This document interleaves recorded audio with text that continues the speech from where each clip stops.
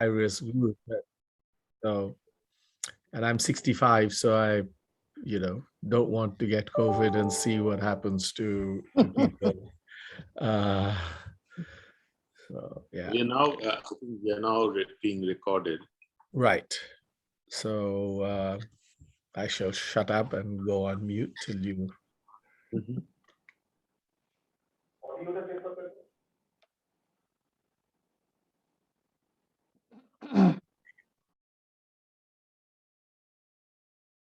We'll just start in another 30 seconds, please.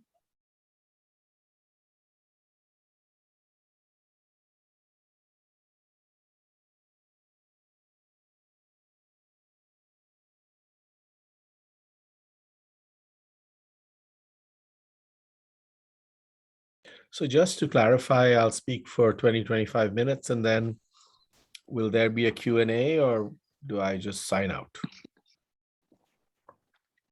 No, there will be a Q&A. Okay. All right. So then.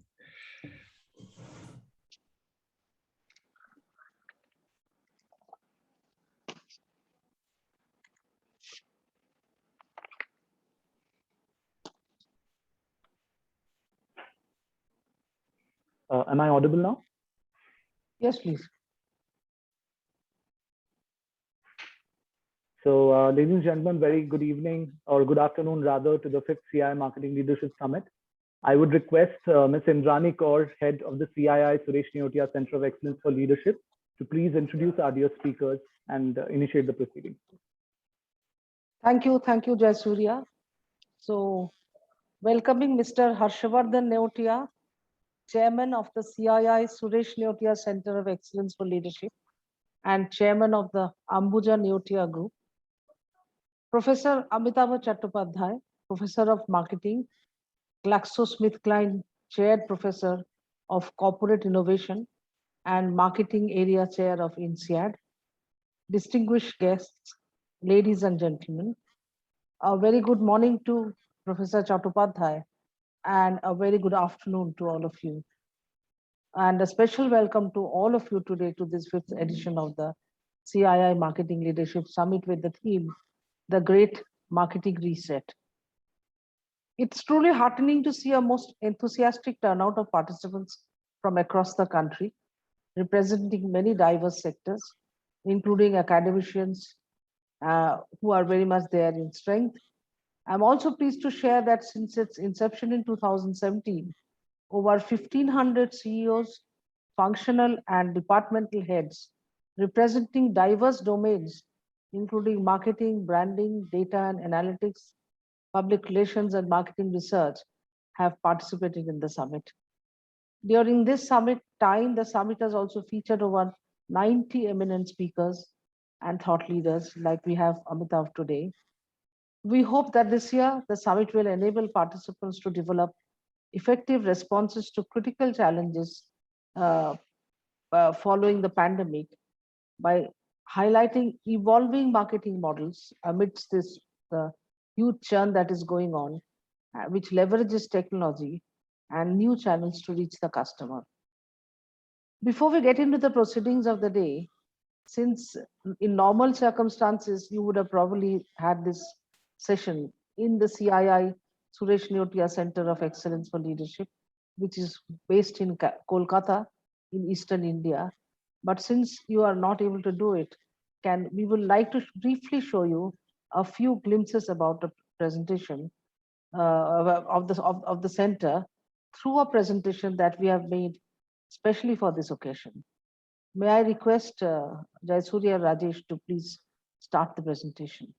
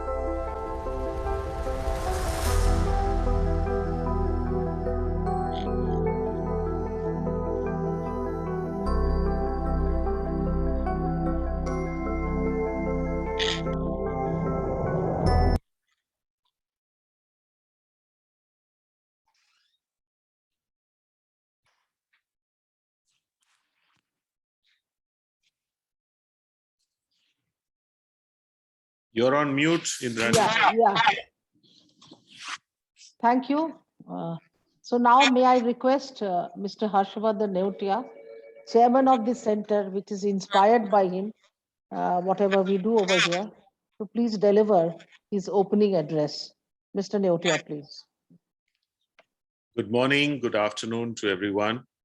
Professor Amitava Chattopadhyay, Ms. Indrani Kaur, distinguished participants, ladies and gentlemen. It is indeed a great pleasure and privilege for me to welcome you to the 5th edition of the Marketing Leadership Summit, organized by the CII Suresh Neotia Center of Excellence for Leadership. On behalf of the center and on my personal behalf, I would like to extend a very special and warm welcome to Professor Amitava Chattopadhyay for joining us here today.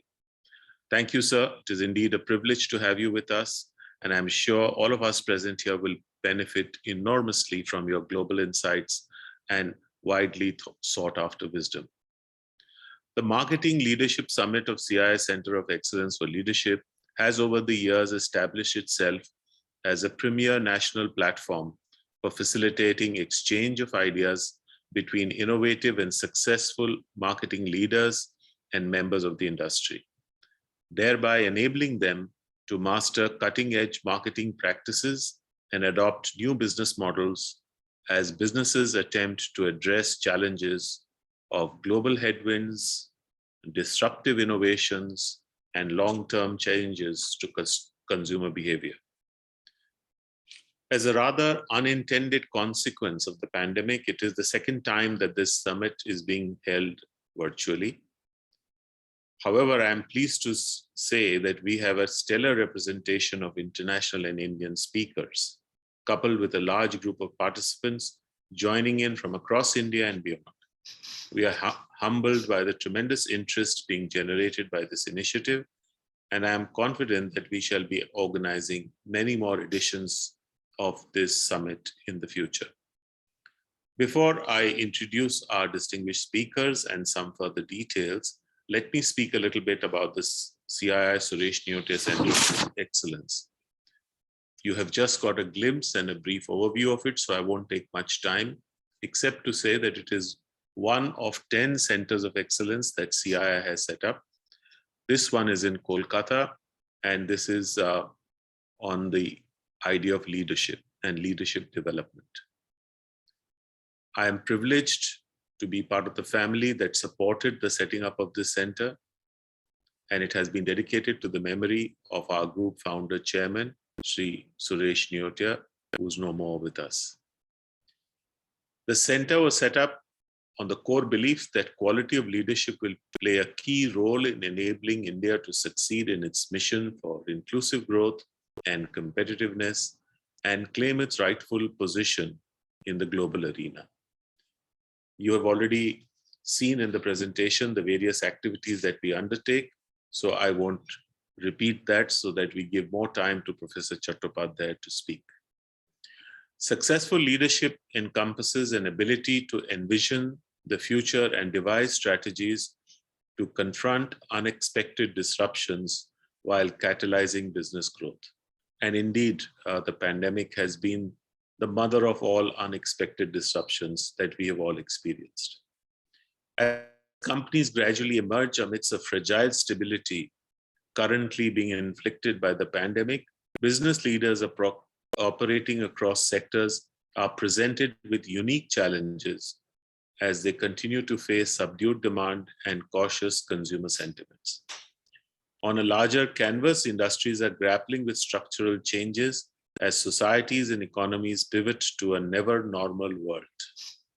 It won't be wrong to say that we are now living through the great reset, as long-term changes in the way we live, the way we think, the way we interact is clearly coming to the fore, and increasing digitalization of the way we function.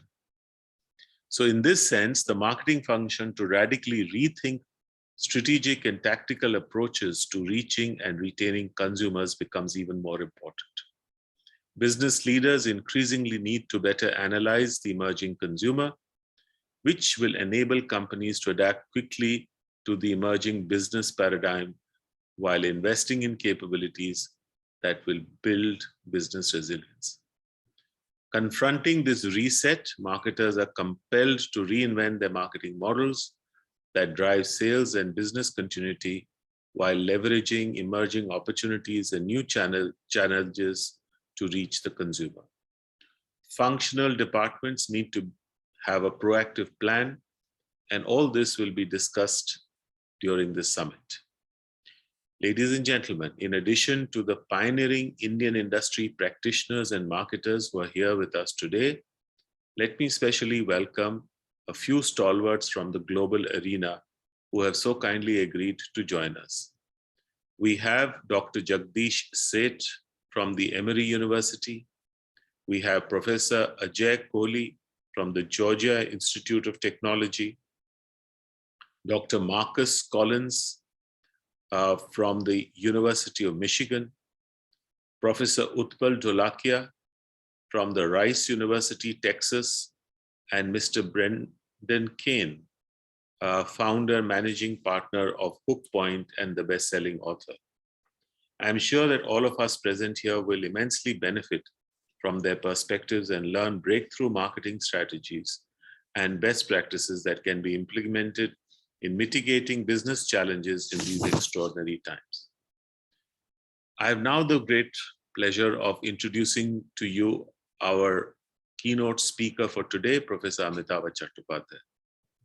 Professor Amitava Chattopadhyay is the Professor of Marketing, GlaxoSmithKline Chaired Professor of Corporate Innovation and Marketing Area Chair in INSEAD. He's a leading international authority on branding and innovation. He's a prolific author, having written widely acclaimed book, The New Emerging Market Multinationals, 4 Strategies for Disrupting Markets and Building Brands. This is alongside 60 research papers published in international journals. And he has, of course, received many awards, including the very prestigious Robert Faber Award. Professor Chattopadhyay is also an acknowledged and avid observer of the consumers, what they think, how they feel, how they respond to various business initiatives, and how they try to position themselves in the minds of consumers. This ability to observe and identify unseen patterns perhaps stems from his extensive travels across the globe. He studied chemistry at the Jadavpur University here in our own city of Kolkata, and then went on to do his MBA from IIM Ahmedabad before heading off to do his PhD in marketing from the University of Florida. Hence, Professor Chattopadhyay has truly a remarkable background, spanning many locations and cultures, coupled with his own global renown as an expert in branding and innovation, makes him indeed a very unique thought leader. As you know, now he is in France at INSEAD. And so with these few words, a very, very warm welcome to you, Mr. Amitava Chattopadhyay. Thank you for joining us, and we look forward to hearing from you.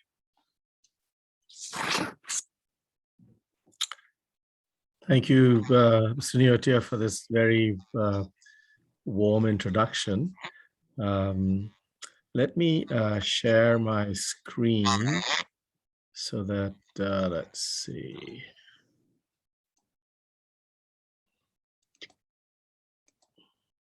Can you see my screen? Yes. And can you also hear me clearly? Yes. Okay. So let me get into my talk right away. So I'm going to be talking about driving impact and profit at the bottom of the pyramid, and how can businesses engage in this. And let me begin by saying why this is an important issue. Um, as you all know, the vast majority of the people on this planet are not as fortunate as those of us attending this event, and over 4 billion people live on less than $4 a day, or 280 rupees a day.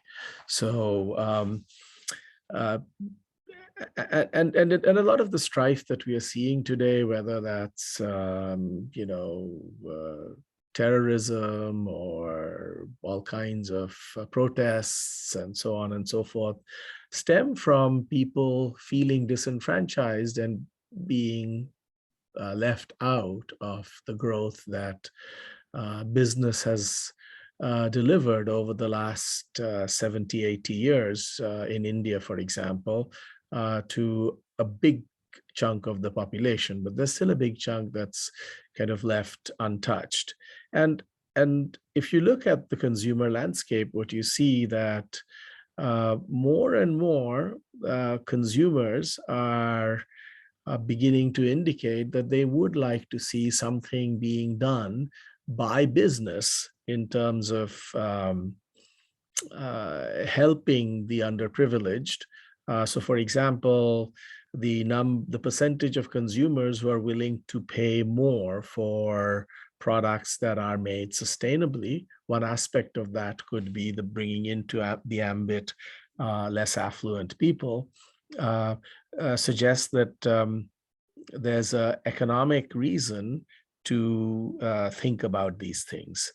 It's not just people um, willing to pay more, but there's a war on talent today, and particularly the millennials, who are currently 40% of the workforce, and in 10 years are expected to be 75% of the workforce. They really care about the social stance of the company, and 66% of those surveyed amongst millennials expect to leave the company that they're working at within the next 2 to 5 years, when the company isn't engaged in some activities that impact society positively. And then, a brand Z Kantar study shows that companies that have a high degree of focus on social impact in the last 12 years have delivered 175% improvement in the value of their brands compared to companies that that haven't actually invested in social impact. And indeed, one of the largest hedge funds out there, BlackRock, its CEO says that without a sense of purpose, no company, public or private, can achieve its full potential, and it will lose its license to operate from key stakeholders. So, we have to recognize the fact that as businesses, we exist at the pleasure of society. And if society decides that we do not have a right to exist, then those businesses get badly affected.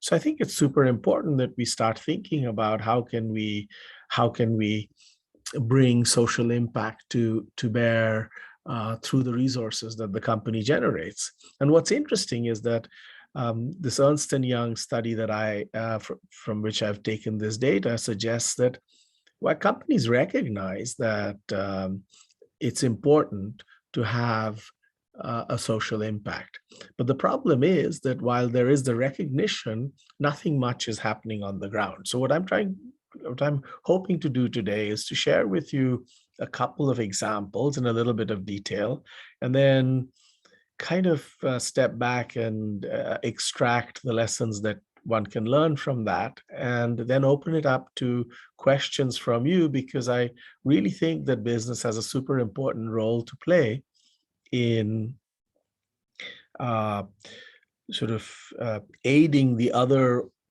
institutions that are involved in helping alleviate poverty, which, you know, is particularly important in the context of India, because India has the largest number of poor people compared to any other country. And of course, this stems from the fact that we are a country of 1.3 billion people. So let me begin with this program called Colonna Faso. This is a program that was started by a Swedish company called AAK. They're players in the oils and fats space. And one of the products that they work with is shea. Shea is a wild crop, so it's not cultivated, and shea trees grow in the wild in West Africa. Actually, just in the sub-Saharan belt of Africa, from all the way from the east to from the west to the Rift Valley in the east. But the biggest concentration of shea trees are in the West African region of Burkina Faso, Ghana, Benin, Niger, Mali, etc. So in 2009, before that, so traditionally, very poor women who live on less than 50 cents a day collect the shea fruit when it falls from the tree, and then they extract the kernel from the fruit. They dry it, and then some of it they grind to create shea butter at home, which they use for cooking in West Africa, and some of it that they sell into the market. And this is typically bought by a series of middlemen who then slowly aggregated up the line till companies like AAK buy it from them in big trading centers like Tamale in Ghana or Bobo in Burkina Faso. So in 2009, AAK decided that they needed to do something for these poor women, and what they started as a CSR activity was trying to buy directly from women whom they organized in small groups, so that they could get more money into the hands of the women who were actually at the beginning of the supply chain. And around 2011-12, there was management change, and the new CEO, Torben Frieslang, who was also the head of supply chain, saw the potential of taking this CSR initiative and actually scaling it up to really have impact from a few single-digit thousand women to, in his vision, 1 million women, so that they could have really scalable impact. And as he put it to me in his conversations, is that when you want to scale from being CSR to something that's commercially viable, or you want to expand a CSR project, it has to become commercially viable. And so it has to be embedded within the strategy of the company. Now, the Colonna Faso program, as it stands today, creates value for the women who are picking the shea. How do they create value? So, for example, AAK offers training programs to these women. So traditionally in so the shea kernel, once it's collected, has to be heated to stop the germination process. And traditionally, cooking or any heating is done in what's called the 3-stone stove. As you can see, these pots are balanced on top of 3 stones and the fire is underneath. These are extremely inefficient. And essentially, one of the interventions that AAK did was to help them build chulas. Okay, and so on the right, they call this the rocket stove. This is much more efficient. And so the result of that is that you need less wood. The women are exposed to less heat, etc., creating both a sort of a positive element for the women, but at the same time reducing environmental degradation because they need less wood, for example, to process the product.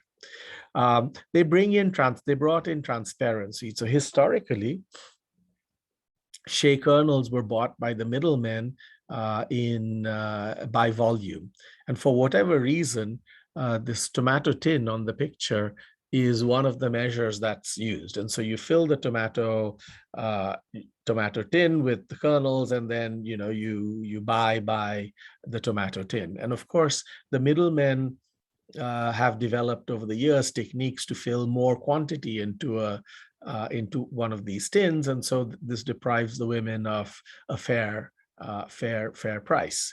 AAK brought in weighing scales, and so on the right-hand image you see a weighing scale, and of course weighing scales can be tampered with, and so whenever AAK buys, how do you establish that the weighing scale is properly calibrated? Well, they take packaged sugar, which everybody buys, and they put, they have three packages, which people know how much they weigh, and so they show that as you add each package, the weighing scale that they're using reflects an accurate amount of weight, showing that there's no cheating going on. They have changed the way the women get paid, and this is a really interesting approach that they've taken, because they're paying the women the same amount, but the way they're paying them is different. They pay them in 3 tranches.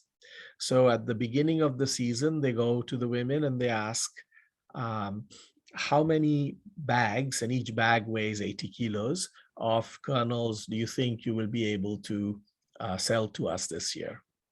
And based on the number of bags that the women commit to, they pay what is called a pre-finance amount, which is a percentage of the expected delivery by the woman. Now, this is paid in the spring, and this is super important because this is the time when the women need to sow their lands, buy seeds, buy fertilizer, get hire somebody who owns 2 bullocks and a plow to plow the land, etc., etc. And what's really interesting, and this was an eye-opener for me, is that they have more land than they can till and plant. So by receiving this pre-finance at the time that it's given, it's opening up the possibility for these women to till a greater percentage of their land holding, to buy the seeds for planting, and to buy fertilizer and other agri inputs for cultivation. So the same amount of money is now having a knock-on effect on their total income by enabling them to farm a greater quantity. Then they pay a second amount when they pick up the product, which is after post-harvest. And then if the women as a group are able to deliver the number of bags that they had committed to, they get a small bonus. And the bonus is paid to the group, not to the individual woman. So the result of this is that this bonus amount is being used creatively by these women to do all kinds of things. So for example, in one community that I visited in Burkina Faso, they have set up their own internal savings and loans so that the women who are part of that group can borrow from this pool. They pay an interest and then they pay it back, and the group decides how much to lend and whom to lend it to, and so on and so forth. This has a big impact on empowerment. So as one of the participants, women participants that I spoke to, she said, in the past, if my child was ill, I used to beg my neighbors for money so that I could see a doctor for my child and buy my child the medicines that the doctor recommended. But now I borrow.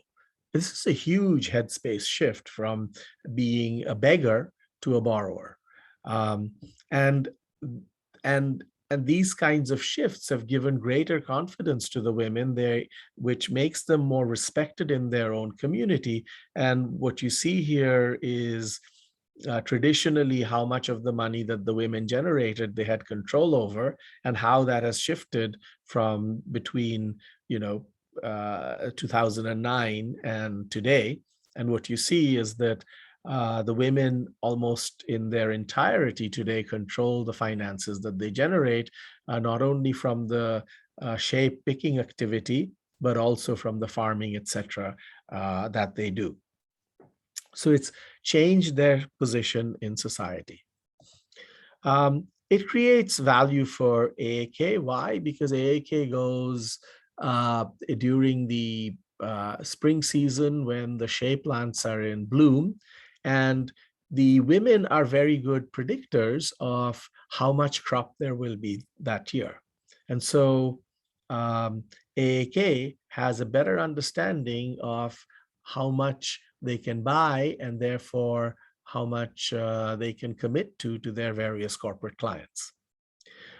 Because they're training the women in how to process the fruit after it's been picked, the quality of the kernels that they get today from from participants of the Corona Faso program is greater than what they used to get in the past.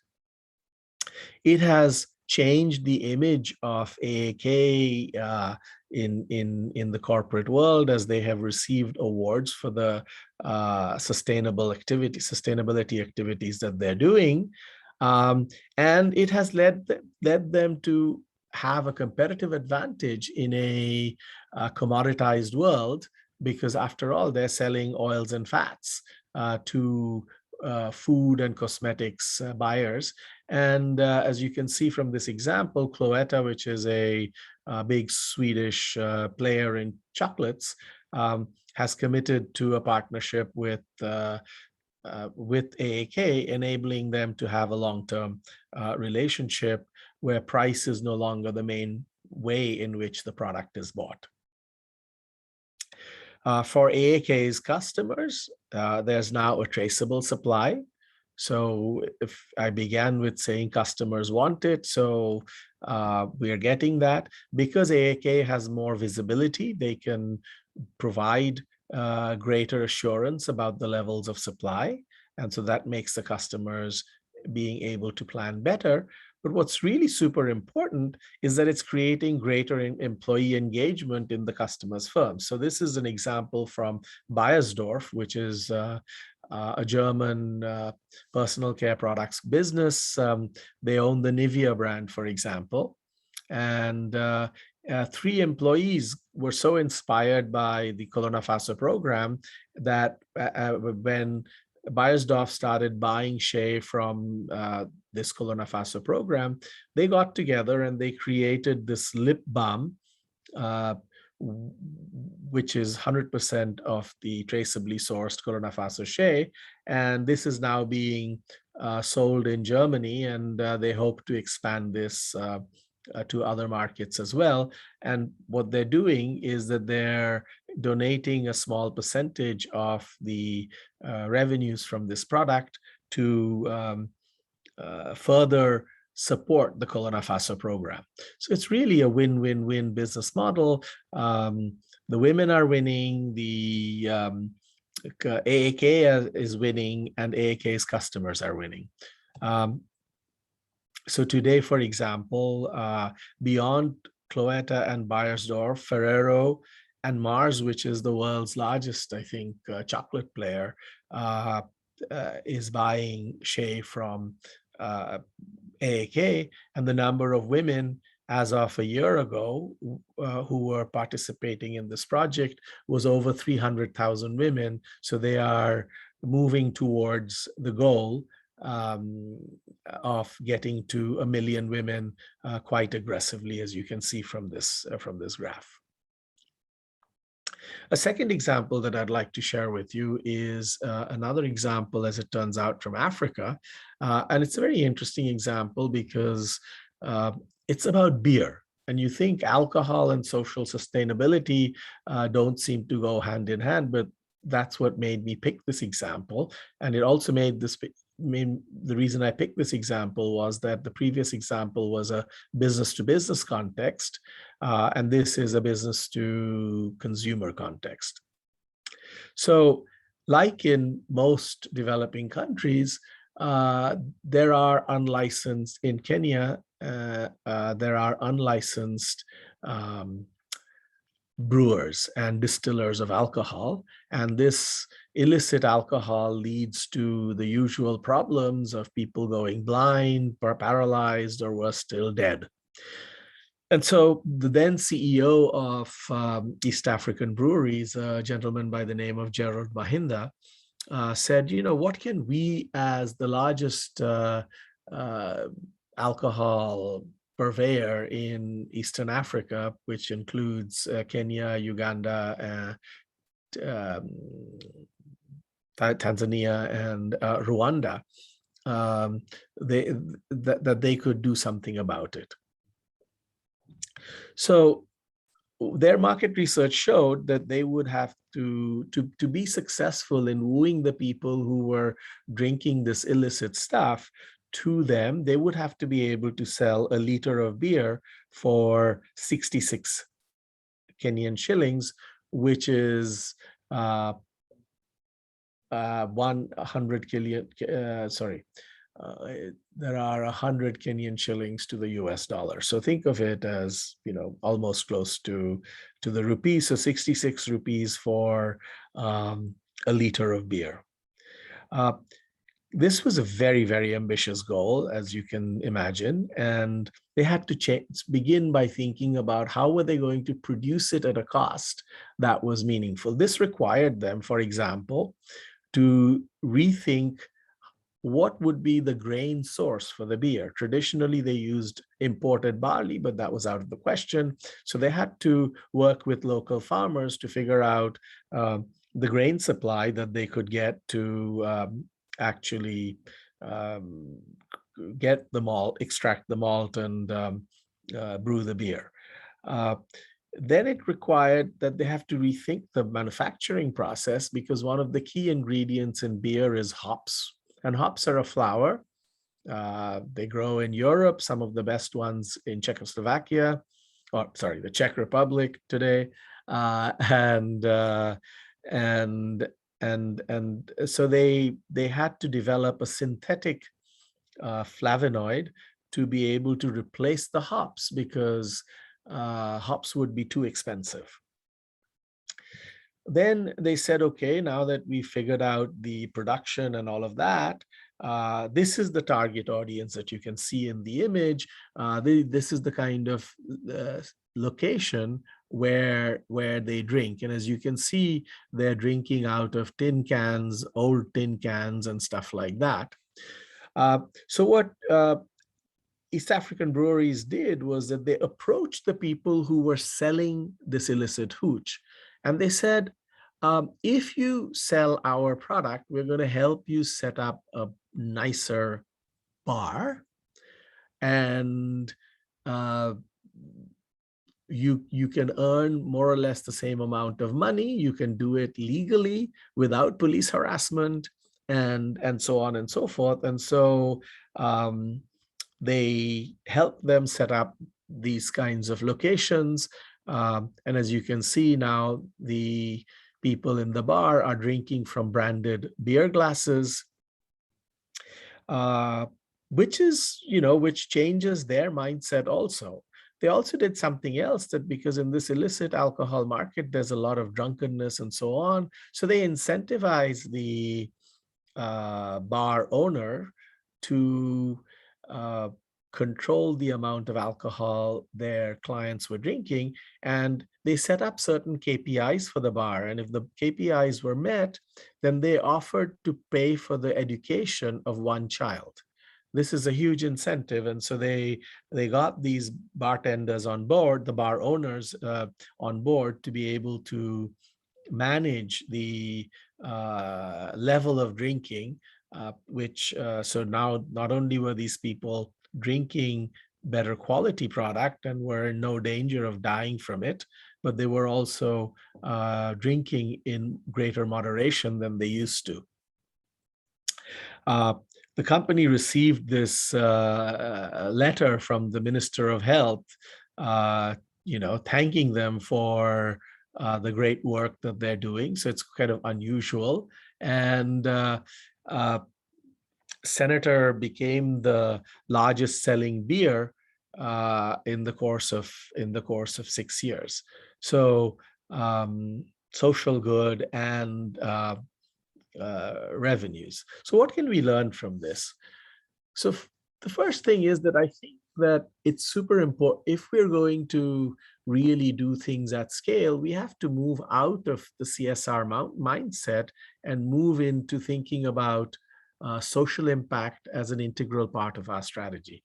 In fact, 3-4 months ago, on a course that I run on social impact and profit, I had Mr. Nitin Paranjpe, the Chief Operating Officer of Unilever, come and speak to my students. And he said that, look, no strategy decision at Unilever today is made without considering the social impact of it. And so you really have to integrate social impact into your strategy rather than thinking about, I'm going to give a little bit of my profits, and by law in India, for most of you, this implies 2% of your profits to CSR. So go beyond CSR to think about social impact strategy. For this to happen, the movement has to be top down. So in the case of AAK, we saw that the move was kickstarted by the Chief Operating Officer, who was also the head of supply chain. In the case of East African Breweries, we see that it was the CEO who kicked off the project. And so really the initiative has to come from the top. This is not going to be potentially something that's going to happen in a bottom-up way. The third thing is you need a deep understanding of the beneficiary, whether it's on the supply side as in AAK or in the demand side in the case of East African Breweries. You really have to think about getting this deep understanding. And this requires being present in that community for an extended period of time. So for example, AAK had a team led by a gentleman by the name of Mads Spear, who spent about 6 months in the rural areas of Burkina Faso, from where they were hoping to collect this shea kernels from the women to really understand the lives of these women so that they could design. So what kind of social interventions knowledge interventions are you going to do? How would you approach the women? Because in Burkina, the majority of the people are Muslim. And so for an outsider to be able to talk to these women requires a certain level of social sensitivity. How do you manage that process? So you really need a deep understanding of the beneficiary. And then it's clear you need to engage the entire business. So for AAK, this meant that you had to have the logistics people on board, you had to have the whole supply chain on board, you had to have the marketing people on board, and then engage with the customer accordingly. In the case of East African Breweries, we also see that it started with sourcing to manufacturing and then engagement with the customer. And then how do I create visibility and ensure that the project that I'm undertaking is actually seen as valuable by customers and broader stakeholders? So let me stop there. I'd be happy to take questions from you. Thank you very much.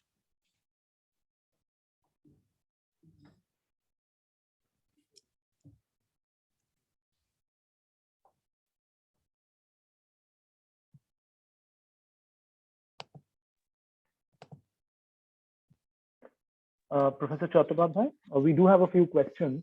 Could I Sure. put them? I'll just read them out to you.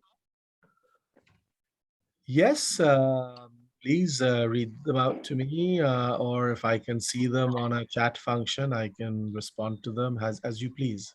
All right. So I'll just put the first one here. So, it had mentioned, you had mentioned about the business case for social impact. After COVID, when companies increasingly focus on driving the top lines and compete, how would you advise the C-suite to continue prioritizing social business imperatives? So I think that, implicit in your question is that social impact comes at a cost, right? Because if the goal is to, so if you think about it, if you take both the examples that I shared with you, they had a top line impact because the customers of AAK are signing long-term contracts with them at a premium price because this is helping them to turn around and say, hey, I am sustainable because I'm buying sustainable shea. So this is actually a positive impact on the top line. In the case of East African breweries, as you saw, this new brand entered a completely untouched market, and they went on to become the largest selling beer in East Africa. So this is clearly a top line impact because you're tapping into a market that was left out of the ambit, and now you've become this huge player in that market. So I honestly believe that there are huge opportunities that we ignore because we kind of think that there isn't an opportunity there. But there is. And both these examples highlight that opportunity. So thank you for that question. And I really think that we have to get away from that mindset that impact and profit are at loggerheads. They actually go hand in hand.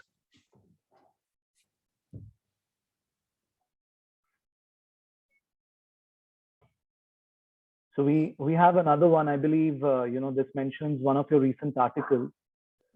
In a recent article, you mentioned Xiaomi and its ecosystems collaboration has been the key factor underlying its rapid growth. In India, largely dominated by family-run business conglomerates, such collaboration remains elusive.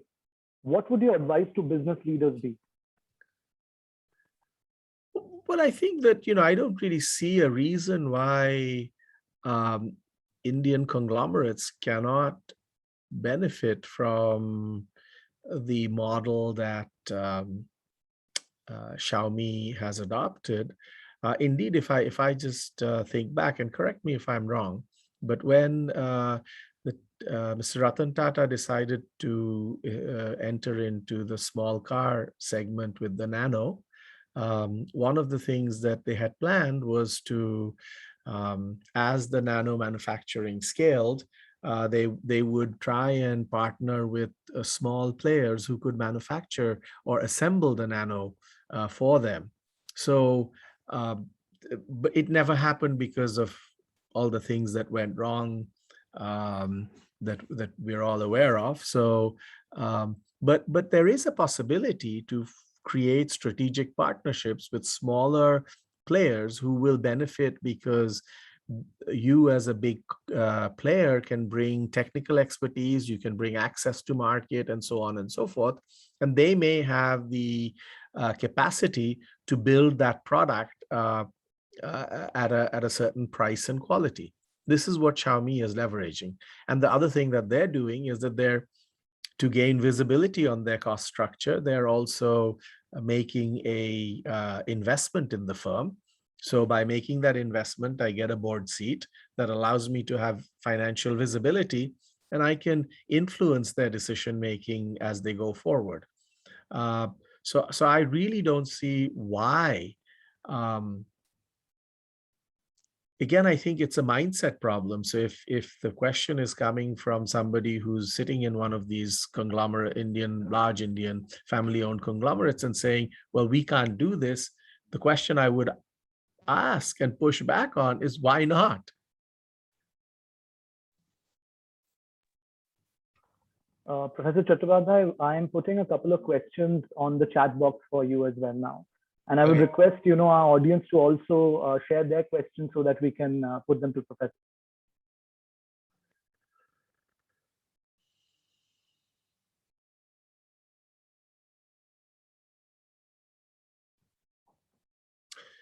Um, let me take the second question that I see. Yes, Amul is a fantastic example, and I didn't want to talk about Amul because you all know it, and this would be like bringing coals to Newcastle. And so there is a parallel between Amul and the Colonna Faso program. The key difference being that I think the accessibility of these women is more challenging because um, this is literally in places where there are no roads and so on and so forth, and you have to manage with dirt tracks, etc., etc. The question, though, is interesting in terms of the textile industry, and there's already stuff happening in the textile industry in India. So, for example, there's an organization, it's a startup called Kaloom, and Kaloom is taking fabric that's left over from the large textile manufacturers, so on the cutting room floor, so to speak, and they're extracting the thread, and they've developed a capacity to extract the thread and have it as high quality, and then they're using hand looms to weave those threads back into cloth, and then they're selling it to designers. So there is really an opportunity if you think creatively, if you develop the capacities to do this.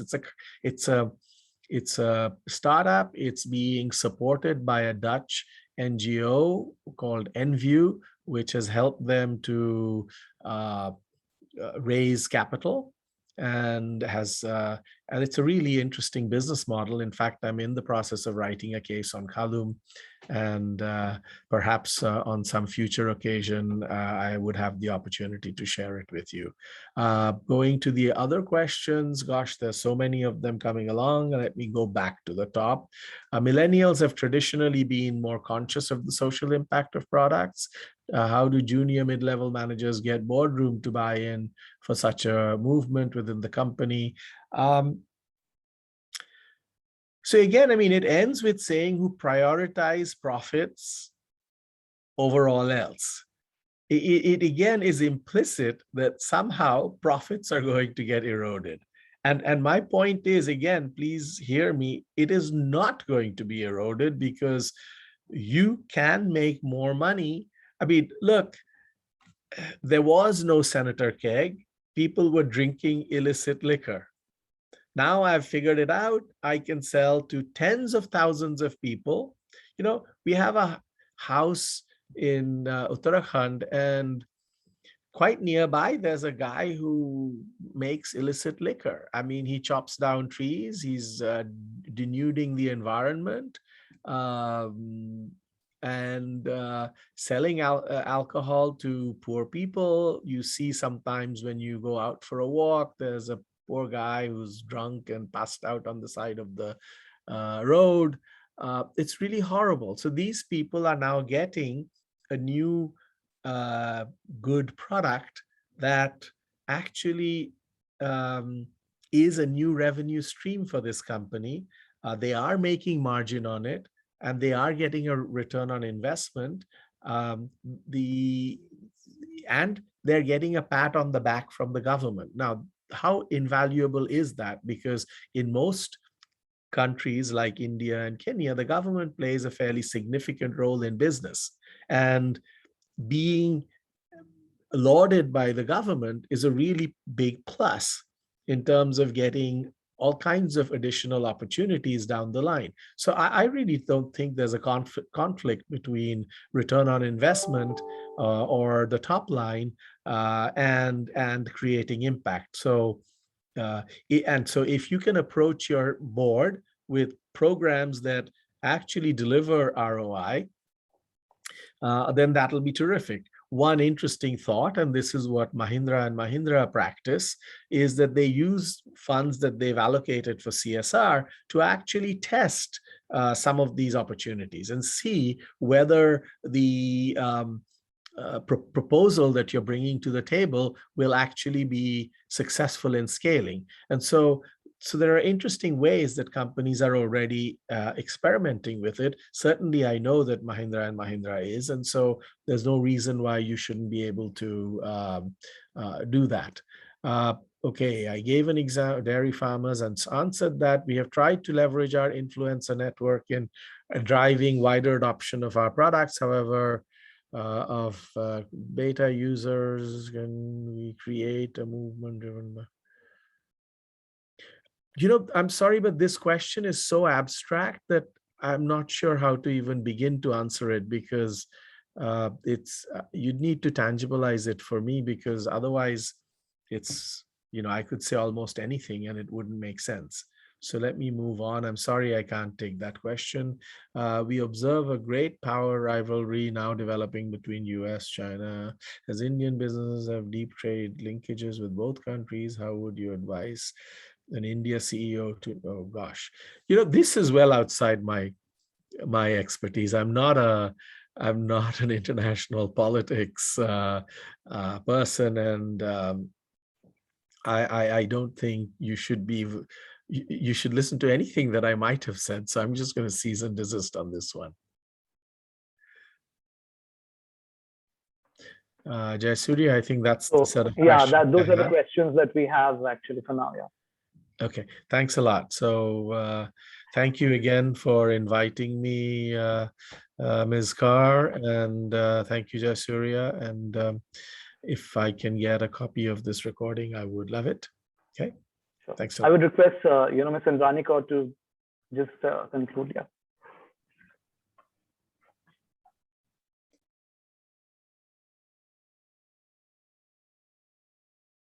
Ma'am, you're on mute, please.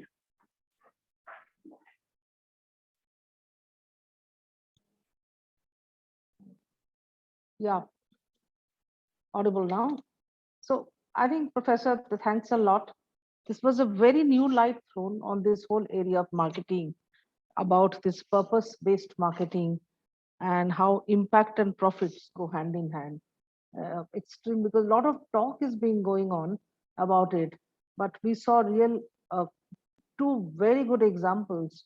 Many people may not know about it and how it has helped. Fantastic learning for us, Professor, and thank you very much for bringing this insight to us over in this marketing summit of today, where we are talking a lot of these things, a lot of marketing related thing, but how you can really grow the business through a purpose-based approach is something the time has come to think about. And some organizations are doing it, but many organizations have not yet got into this whole thing. So now, yeah, sorry. Yes, please. Yes. No, yes, go please. ahead. Sorry. Go ahead. No, if you wanted to say something, no. I was just going to say that, I'd be happy to do a masterclass when the world settles down at your center, or engage directly with some of the companies that might have an interest in this, should that be the case, because I'm super passionate about trying to see how we can get companies to really address important challenges, because charity isn't going to do it. It's going to have to come from strategic investments by business. Absolutely. Yeah, we will be very happy to have a masterclass. Will have to be done digitally, because as of now, people are not traveling much or congregating anywhere. So if you are, we will shortly kind of connect up with you again for a masterclass. Fantastic learning, I think, about this particular focus that you are talking about. It is something that companies are talking about, but most people do not know how to go about it. So thank you very much, Professor, for this time that you shared with us today, in spite of your busy schedule. And I'm sure there has been a lot of takeouts for people who have participated in this. I'd also, at this stage, take this opportunity to thank our partners who have supported this program. Our banking partner is Bank of Baroda. Our kitchen solutions partner, Cucina. Healthcare partner, Fortis. There are co-partners like HDFC Limited and GAIL, the Gas Authority of India Limited. Digital payment partner is NPCI and associate partner eMudra.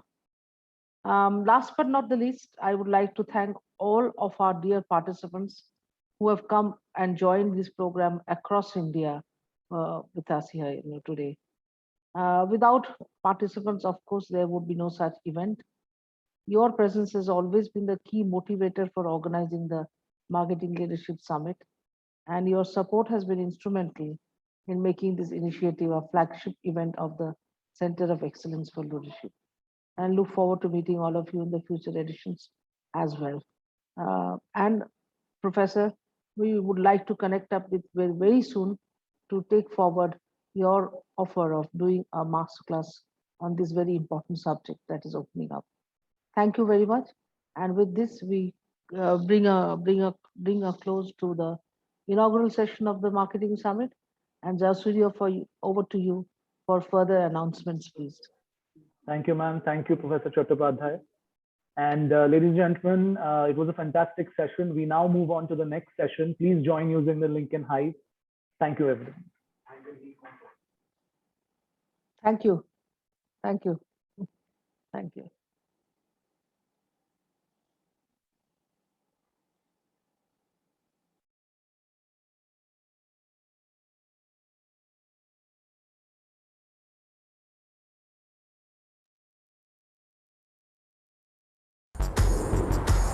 In a world where we can do almost everything with a click,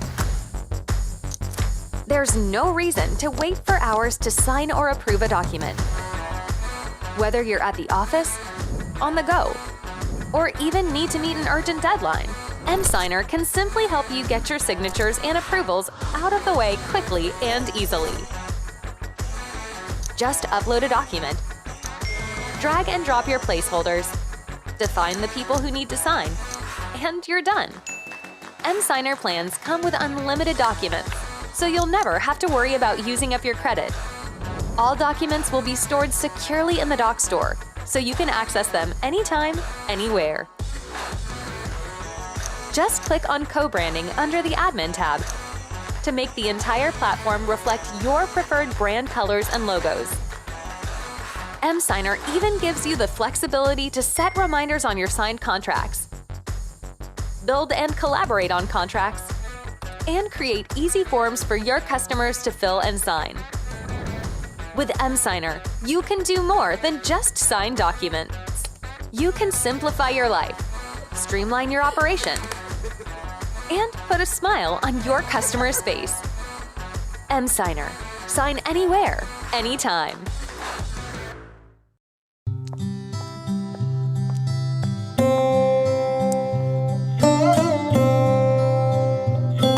वो पैसा ही क्या पैसा जो सिर्फ पैसा बन के रह जाए, जिसकी कीमत सिर्फ नंबरों में मानी जाए।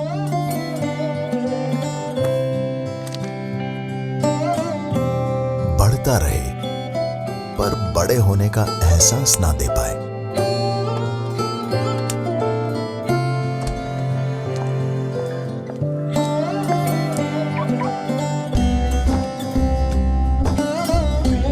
सिर्फ जेबों में कैद किसी को आजाद न कर पाए।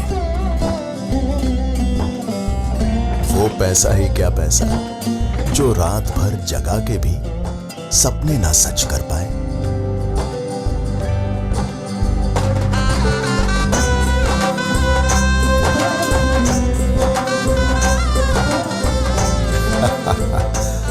जो ऐसे ना नचाए और ना ही किसी का घर बनाए। वो पैसा ही क्या पैसा जो जिंदगी पे ना खर्च किया जाए, क्योंकि सच पूछो तो ये जिंदगी ही तो पैसा है। बैंक ऑफ बड़ौदा, जिंदगी का bank.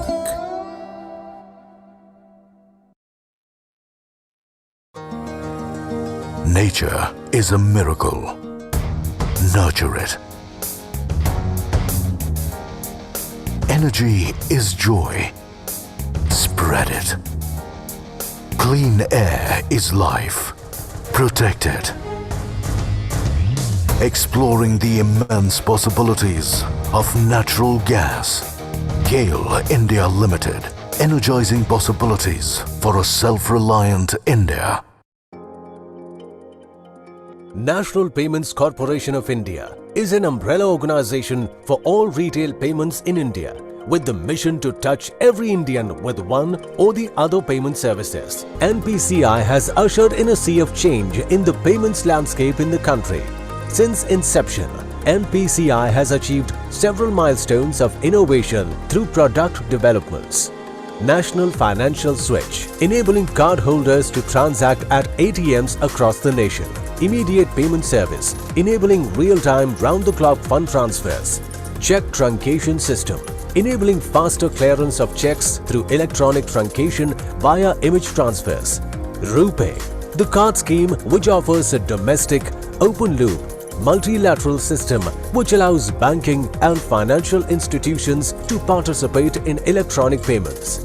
National Automated Clearing House, enabling banks, financial institutions, corporate and government to facilitate interbank, high-volume electronic transactions which are repetitive and periodic in nature.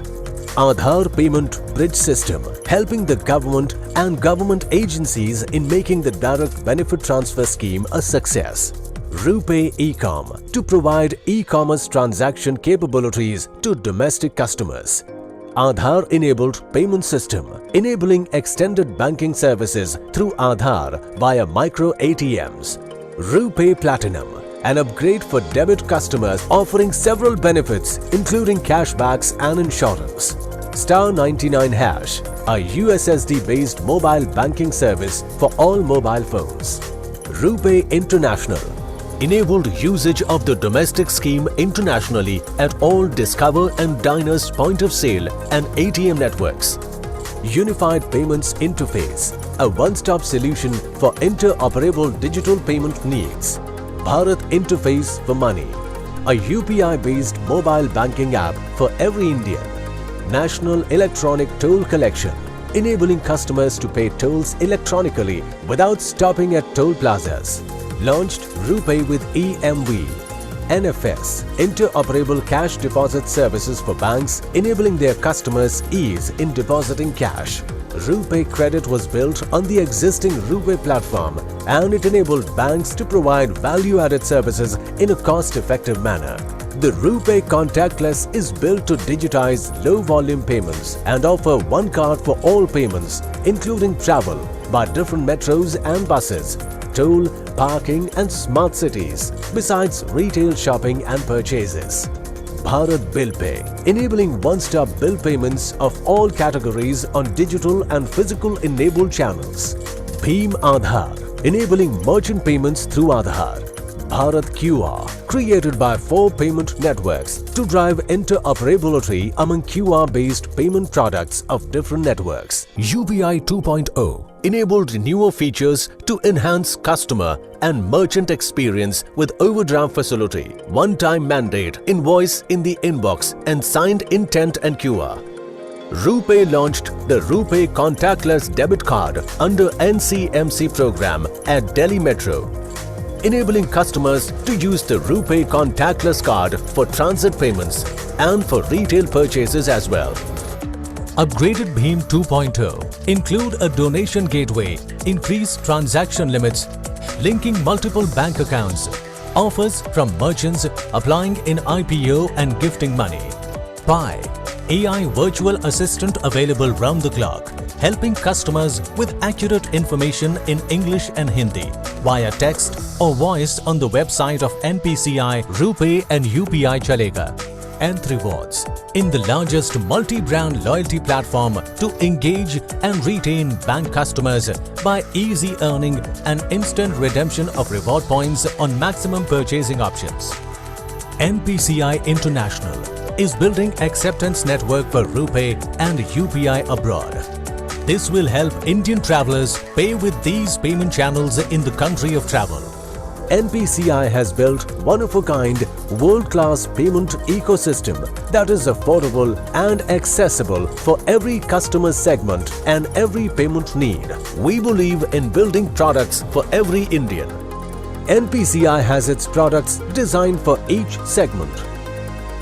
NPCI recently registered in Limca Book of Records for conducting the 120 e-payment literacy camps on the World Literacy Day. NPCI's RuPay won the Scotch Award for Financial Inclusion. NPCI won the Policy Change Agent of the Year Award by Economic Times. NPCI's UPI won the Golden Peacock Innovative Product Awards for Business Excellence and Innovation. And NPCI's Bheem UPI and RuPay won the AFAC's Busiest Brands Award under the banking category. NPCI is paving the way towards a less cash society by providing secure, instant, convenient and affordable payment solutions for all Indians.